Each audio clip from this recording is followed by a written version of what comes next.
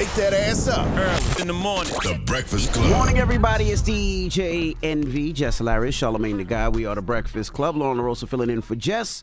And let's get in some front page news. Good morning, Morgan. Good morning. Good morning. How y'all feeling this morning? Good. Amazing. How you feeling? You know, I'm making do. Making do. Halfway through the week, so you know we gonna make it do what it do. But let's get into it. So President Biden, he's telling world leaders some things are more important than staying in power. He made those comments while addressing the United Nations General Assembly yesterday on Tuesday, in what would be his final speech to the General Assembly. Let's hear those comments from Biden on deciding to step down. I faced a decision whether to seek a second term as president. It was a difficult decision. Being president has been the honor of my life. There's so much more I want to get done. As much as I love the job, I love my country more. It's time for a new generation of leadership to take my nation forward. My fellow leaders, let us never forget, some things are more important than staying in power. Yes, when you're 89 years old, sleep is one of those things.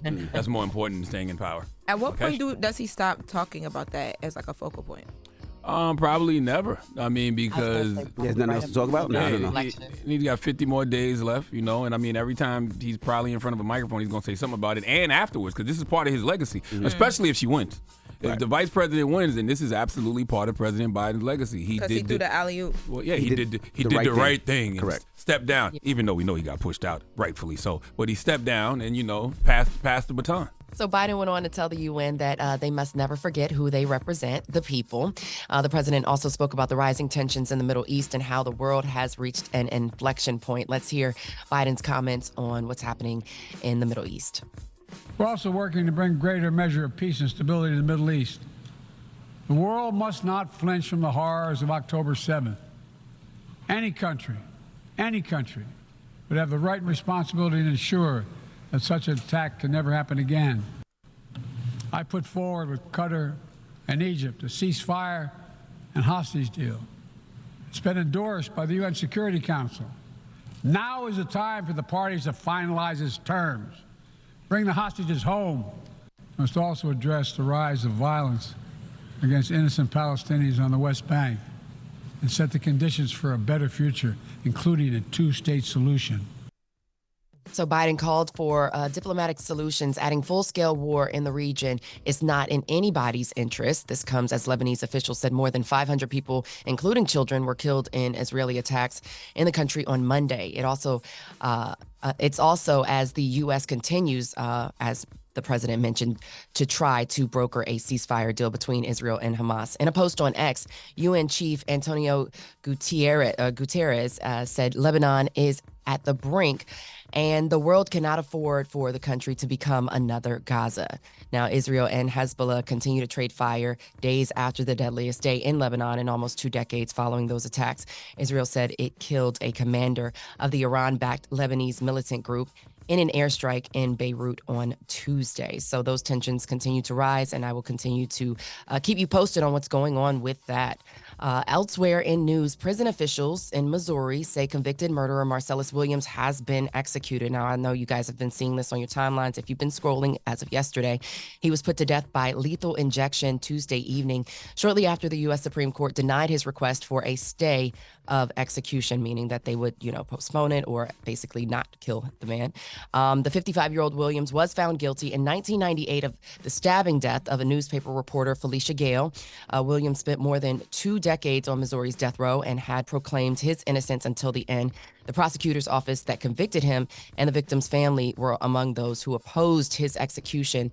Now, in regards to this case, this man was found guilty. However, there wasn't any physical evidence in regards to that. So this is quite the situation that people are, I don't know. How do you guys feel about that? I really don't understand when people choose to respect DNA. Like if I read correctly, his DNA didn't match, the DNA found at the scene of the crime. So how did they even find him guilty? Like, shouldn't science say this clearly couldn't be this individual? She said there was no physical evidence. I think that's the DNA. She meant the DNA. But nobody's seen him or anything like that as well, right? I don't know about I that. don't know about that. I know the DNA. DNA is considered the physical Yeah, that's evidence. the main. Yeah, that was the main thing regarding, like you said, the DNA that evidence. So. I just don't understand how when people choose to respect DNA tests, like it's almost like they pick and choose. Like if his DNA didn't match, his DNA didn't match. I think it was like something with I was trying to pull it up real quick, but the DNA was contaminated at some point because one of the prosecutors had like went in and touched some evidence, like once it was like, something like that. And that was go ahead. No, I was just saying when those type of things happen, I mean, death row should probably be off the table. So, regarding that. But, yes, this is man. Like, this is the justice system. So, yeah, how can you make such a permanent decision with such shaky evidence? Like, if anything, just keep give him a life sentence until he sort it out. But to kill him, like, there's no coming back from that once you realize, oh, well, you know what? We was right. Oh, he was right. We made a mistake. Like, no, he's dead now. It was they let a juror go because of race, and so his attorney filed that there was bias in jury selection and then the contamination of the murder weapon prior to the trial. And the victim's family was asking for him not to be killed. Yeah. Sending healing energy to his family, man. That's horrible.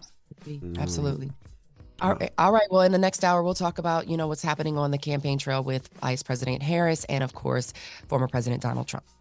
All right. Well, get it off your chest. 800-585-1051. If you need to vent, phone lines are wide open. Again, 800-585-1051. Call us up right now. It's The Breakfast Club. Good morning. Wake that ass up. Early in the morning. The Breakfast Club. Morning, everybody. It's DJ NV.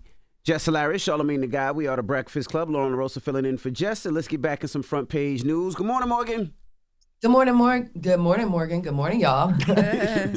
Let's get into it. Yeah, I'm thrown off too a little bit, but let's get into it. So authorities in Tempe, Arizona are investigating. They're saying that Vice President Kamala Harris's campaign office was shot at and damaged overnight. It was one of 18 field offices in Arizona. Police say no one was inside the campaign office when it happened, but authorities are concerned about safety, of course, surrounding the election and, the assassination attempts with Donald Trump, political violence mounting. Yeah, so authorities are concerned. Now, this comes a week after the windows were shot out with a pellet or BB gun and just days ahead of her rally in the swing state.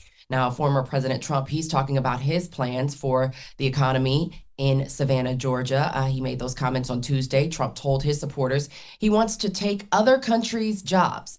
Let's hear more from former President Trump in Savannah, Georgia. Will create millions and millions of jobs, massively raise wages for American workers, and make the United States into a manufacturing powerhouse like it used to be many years ago. 100% tariff on every single car coming across the Mexican border. We want American citizens, and we want their plants built here, not 2 feet over the border and selling them into our country. We're not doing that. We don't do that anymore. We don't do that anymore. Trump also said he'll unlock the energy potential in the U.S. by allowing more drilling and fracking. Meanwhile, reports say Vice President Kamala Harris will talk about her economic plans during a visit in Pittsburgh today, this afternoon. So switching gears, but also staying on the topic of political violence, Ryan Ruth, who is the second assassination attemptee, he has officially been charged with attempted assassination of a major presidential candidate. CNN reports prosecutors filed the charges Tuesday afternoon. Ruth allegedly camped outside of Trump's West Palm Beach golf course for hours, armed with a rifle earlier this month.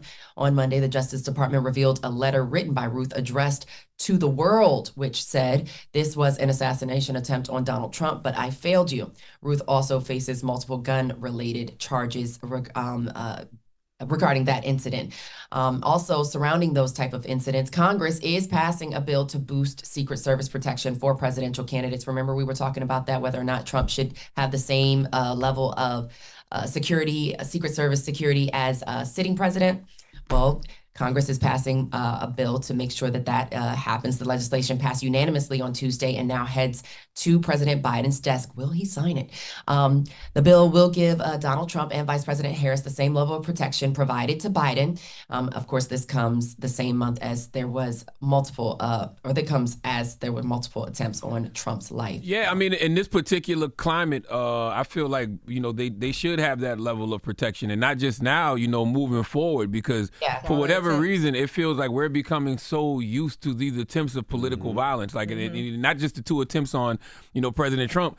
Think about how you just breeze past the fact that Kamala Harris's campaign office in Arizona just got shot up. Like that shouldn't just be a normal headline for us, for America. So they all need that level of protection. Speaking of level of protection, who going to protect the Haitians? Okay, a nonprofit is filing criminal charges against former President Donald Trump and Senator J.D. Vance, his VP running mate. First Amendment attorney Subodh Chandra said the charges may be warranted. Let's hear from the lawyer. If a judge honestly and dispassionately reviews the facts and reads the law on disrupting public services, making false alarms, telecommunications harassment, then the court will issue arrest warrants. The charges are supported by probable cause that if you substituted your name or mine or anybody else's for Trump or Vance, charges would be So the brought. charges stem from claims that both former President Trump and Senator Vance have made that Haitian immigrants in Springfield, Ohio are eating the dogs. They're eating the dogs, eating the cats, eating the pets. So the charges, which include making false alarms and committing telecommunications harassment, were able to be filed due to an Ohio statute which allows private citizens to file criminal charges. City and county prosecutors are now reviewing the charges to determine if there is actual probable cause, and they can bring those charges to the former president and his VP running mate. What do you guys think? Is it that serious? Why not? I was about to say it should always be. Why not? Because think about how they put Haitian people's lives in danger. You know what I'm saying? Like, not just in that small town, but anywhere. Like, if people think that if they see Haitian migrants, and not just Haitian migrants, just Haitians in general, right? Like, yes, I'm sure, I don't want to say violence has increased against Haitians, but at least maybe threats of violence have increased against Haitians. And we do this with other communities, like, when it comes to anti-Semitism. So the same things apply here. Absolutely. In fact, in Springfield, Ohio, there have been multiple bomb threats that have closed hospitals, closed schools down, things of that nature, and it is impacting the people so much so that the elected officials in that town and in the state are basically telling Trump to stay away, because even though they're along party lines, they are Republicans themselves. They're telling Trump to stay away because your comments are causing some trouble in our state and our city. But that's your front page news. I'm Morgan Wood. You can follow me on social at Morgan Media. And for more news coverage, make sure you're following at Black Information Network and download the download the download the free iHeartRadio app and visit BINnews.com. Okay, let's get through the week. All right. Thank you, Morgan. Now, when we come back, pro wrestler Mercedes Moné will be joining us. She's formerly known as Sasha Banks. She recently signed the biggest record-breaking deal to AEW. We're going to kick it with her next, all right? It's The Breakfast Club. Good morning. Wake that ass up. Early in the morning. The Breakfast Club.